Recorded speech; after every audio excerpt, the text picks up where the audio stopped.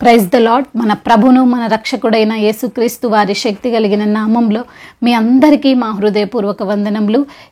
ఈరోజు దేవుని వాక్యము, ఏమి తిందుమా ఏమి తాగుదుమా అని మీ ప్రాణమును గూర్చి అయినను, ఏమి ధరించుకుందుమో అని మీ దేహమును గూర్చి అయినను చింతింపకుడి. మత్తయి సువార్త 6వ అధ్యాయము 25వ వచనము. You don't worry about your life, what you will eat or drink, or about your body what you will wear. Gospel of Matthew chapter 6 verse 25. ఈ రోజుకు గాను దయగల దేవుడు మనకు అనుగ్రహించిన వాక్య భాగమును బట్టి ధ్యానించుకుందాము.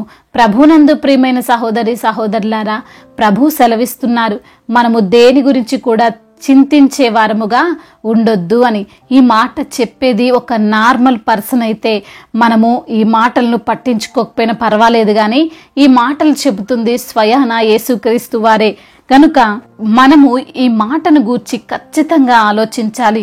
సాధారణంగా ప్రతి మనిషి ఏదో ఒక చింత కలిగి ఉంటారు. కొంతమంది ఏ ప్రాబ్లం వారికి లేకపోయినా సరే కావాలని దాన్ని క్రియేట్ చేసుకొని బాధపడేవారు ఉంటారు. అంటే మనిషికి బాధపడడం లేదా చింతించడం అనేది అలవాటైపోయింది. కానీ దేవుడేమో వాక్యం ద్వారా మనకు సెలవిస్తున్నాడు, మీరు చింతించొద్దు అని. అయినా మరి మనం ఎందుకు చింతిస్తున్నాం? దానికి కారణం దేవునిపైన నిజమైన విశ్వాసము కలిగి ఉండకపోవడమే.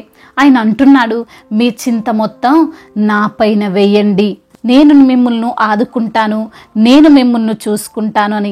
నీవు ఒక హోటల్కి వెళ్ళావు, అక్కడ కావలసినన్ని తిన్నావు, తీరా బిల్లు కడదామని పర్సులో డబ్బు చూసుకుంటే దాంట్లో డబ్బు లేదు. అప్పుడు నీకు భయమేస్తుంది, బాధపడతావు. కానీ అదే టైములో నీకు తెలిసిన వ్యక్తి అక్కడికి వచ్చారు. ఆ వ్యక్తి మీకు బిల్ పే చేస్తాను, కంగారు పడకండి అన్నారు. అప్పుడు నీవు రిలాక్స్ అవుతావా లేదా? ఇంకా బాధపడుతూనే ఉంటావా? ఓకే, ఆ వ్యక్తి కడతానన్నాడు కనుక రిలాక్స్ అయిపోతాం, ఇక దాని గురించి ఆలోచించం. కానీ మరి దేవుడి విషయంలో ఏంటండి? మనము దేవుణ్ణి నమ్మలేక ఇంకా బాధపడుతూనే భయపడుతూనే ఉంటున్నాం. అంటే మనలో దేవుని పైన నమ్మకము లేని వారముగా అయినా మనం ఉండాలి, లేదా ఆయన వలన ఆ కార్యము జరగదు అని మనలో ఆయన శక్తి పైన అనుమానమైనా ఉండాలి. దేవుడు సజీవుడు, సర్వశక్తిమంతుడు, అద్భుతాలను ఆశ్చర్యమైన కార్యాలు చేయగలవాడు అని మనందరికీ తెలుసు. అనగా దేవునికి శక్తి లేకపోవడం కాదు, కానీ మనలోనే అవిశ్వాసం ఉండి ఉన్నదని మనం అర్థం చేసుకోవాలి.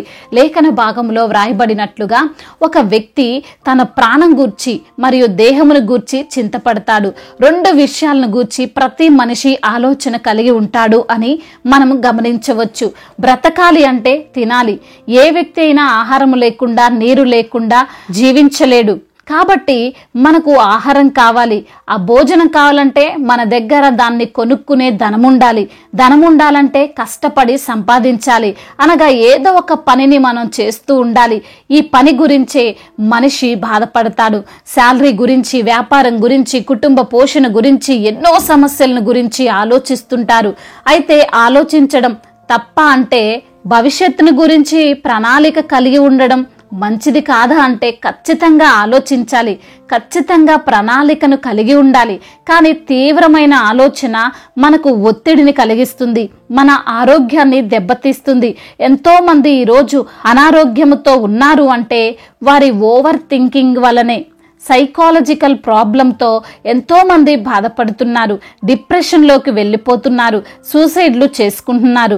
లేఖన భాగంలో వ్రాయబడి ఉంది, ఆకాశ పక్షులను చూడుడి, అవి విత్తవు, కొయ్యవు, కొట్లలో కూర్చుకొనవు, అయినను మీ పరలోకపు తండ్రి వాటిని పోషించుచున్నాడు, మీరు వాటికంటే బహుశ్రేష్ఠులు కారా అని. ఏ రోజైనా ఒక పక్షి బాధపడడం చూసారా?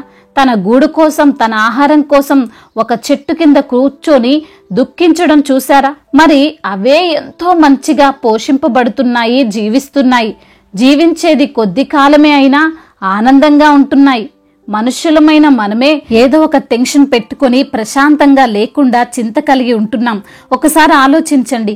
ప్రభువు అందునిమిత్తమునే చెబుతున్నారు, చింతించకుడి. మీ ఉద్యోగం కోసం, మీ కుటుంబం కోసం, మీ గృహం కోసం, మీ దేహం కోసం, మీ అవసరతల కోసం చింతించకుడి. ఆలోచించండి, ప్రణాళికలు వేసుకోండి. అయితే దేవునిపై ఆధారపడండి. ఆయన ఉండగా నాకు ఏ కొదువ రానియడు అని పూర్ణ విశ్వాసముతో ముందుకు సాగండి. మనము బహుశ్రేష్టమైన వారము. ఈ భూమిపై నిర్మింపబడిన వాటిలో దేవునికి విలువైనది ఏంటి అంటే మనమే.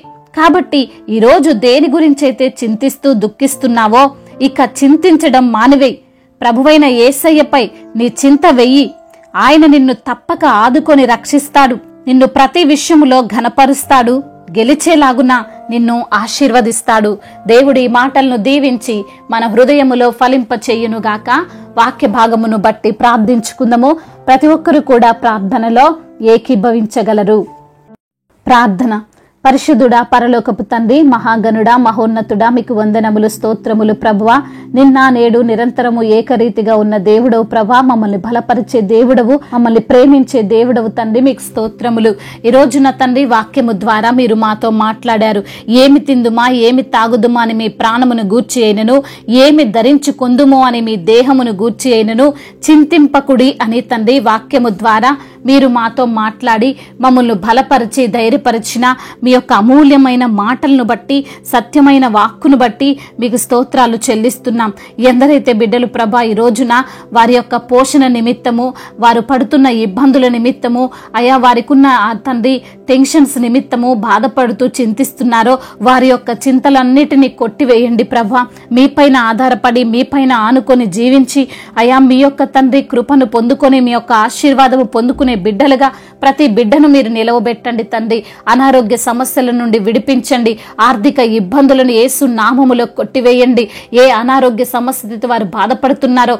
యేసు నామములో విడుదల దయచేయండి. మీ యొక్క రక్తాన్ని బిడ్డలపైన ప్రోక్షించండి. అరికాలు మొదలుకొని నడినెత్తిన వరకు తండ్రి మీ యొక్క కృప వారిపైన ఉంచమని వేడుకుంటున్నాము తండ్రి. అదే విధంగా నా ప్రభువా, ఉద్యోగము లేక బాధపడుతున్న బిడ్డలకు ప్రభా మంచి ఉద్యోగాన్ని దయచేయండి తండ్రి. అదే విధంగా నా తండ్రి వివాహాల నిమిత్తము మీకు మొరపెడుతున్న బిడ్డల యొక్క మొరను మీరు ఆలకించండి తండ్రి. వివాహము అన్ని విషయాల్లో ఘనమైనది అంటున్నారు. ఆ ఘనమైన కార్యాన్ని మీరే జరిగించమని వేడుకుంటున్నాము. యవన బిడ్డల నిమిత్తం ప్రార్థిస్తున్నాము. యవన వయసులో మీ కాడిని మోసే భాగ్యము వారికి దయచేయండి నా తండ్రి. అయ్యా యవన వయసులో గేమ్స్ కి ఎడిక్ట్ అయిపోకుండా మరి తండ్రి వ్యసనాలకు చెడు అలవాట్లకు అయ్యా వారు బానిసలైపోకుండా ప్రతి బిడ్డను తండ్రి మీరే కాచి కాపాడమని వేడుకుంటున్నాం తండ్రి. అయ్యా అదే విధంగా ప్రయాణాల్లో ఉన్న ప్రతి బిడ్డకు మీరు తోడుగా ఉండండి. మీ యొక్క దేవదూతల కావలిని బిడ్డలకు మీరు అనుగ్రహించమని వేడుకుంటున్నాం తండ్రి.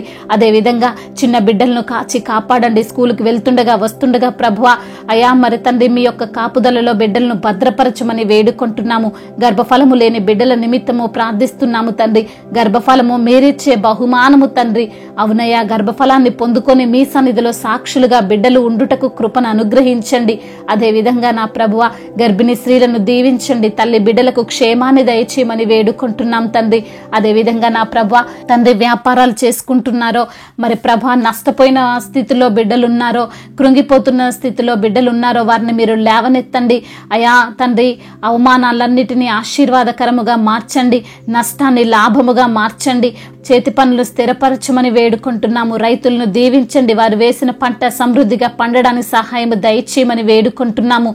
ఉద్యోగము నిమిత్తము కాంపిటేటివ్ ఎగ్జామ్స్ కు ప్రిపేర్ అవుతున్న ప్రతి బిడ్డను తండ్రి మీ యొక్క జ్ఞానము చేత నింపమని బ్రతిమిలాడుకుంటున్నాం తండ్రి. అదేవిధంగా ఎందరైతే బిడ్డలు ప్రభా ఈ రోజున మరి కోర్టు సమస్యలతో, ల్యాండ్ సమస్యలతో, ఇబ్బందులతో ఉన్నారో నా ప్రభువా వారిని బట్టి ప్రార్థిస్తున్నాము. ఆ కోర్టు సమస్య, ల్యాండ్ సమస్యల నుండి విడుదలను దయచేయండి. అద్భుతాన్ని వారికి జరిగించమని వేడుకుంటున్నాము తండ్రి. అదే విధంగా నా ప్రభువా అయ్యా ఎందరైతే బిడ్డలు ప్రభా ఇతర దేశాల్లో ఉంటున్నారో ప్రతి ఒక్క బిడ్డకు మీరు తోడుగా ఉండండి. మీరే సహాయము దయచేయమని బ్రతిమిలాడుకుంటున్నాం. కుటుంబ సమస్యలు, కుటుంబ కలహాలు, భార్యాభర్తల మధ్య విభేదాలు వీటన్నిటి నుండి విడుదల దయచేయండి ప్రభా. సమాధానము కలిగిన కుటుంబముగా ప్రతి ఒక్క కుటుంబాన్ని మీ యొక్క కృపలో నిలవబెట్టుకోమని వేడుకుంటున్నాం తండ్రి. అదే విధంగా నా ప్రభువా దేశాన్ని, అధికారులను దీవించండి.